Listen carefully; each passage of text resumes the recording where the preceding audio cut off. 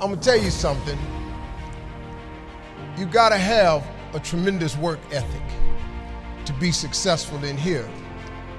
In other words, and you can relate to this, you gotta have a lot of dog in you.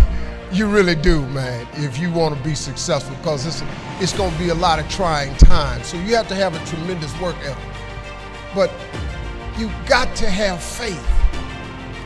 Faith without works is dead. You hear it all the time. You go to church and you learn all these scriptures, but then you don't apply none of them to your life. You're looking at a man who has made the simple application of 3 or 4 scriptures and maxed them out to get here. I maxed out 3, 4 scriptures to get here. I kid you not. I'll share them with you if you want to hear about them. But I maxed out 3, 4 scriptures to get here. But listen, man. But I got to tell you something. If you could get a couple of things from me, if you could gather this piece of information.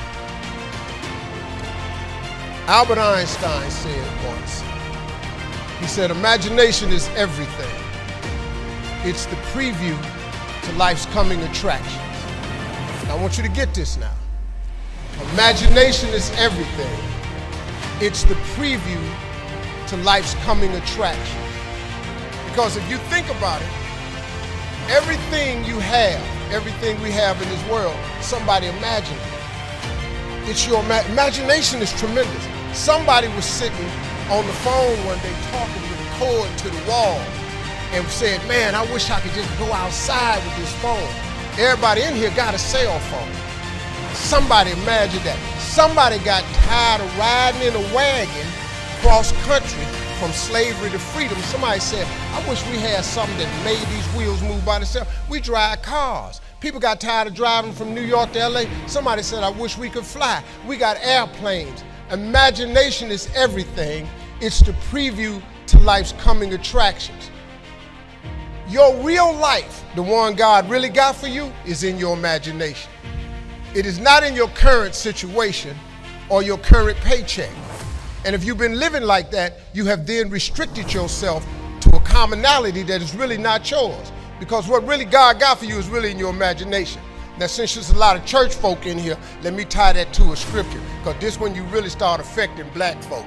See, y'all don't really believe nothing till you tie it to some type of church thing. So let's just go on and do that. And once again, before I start this, I am not a pastor or a preacher.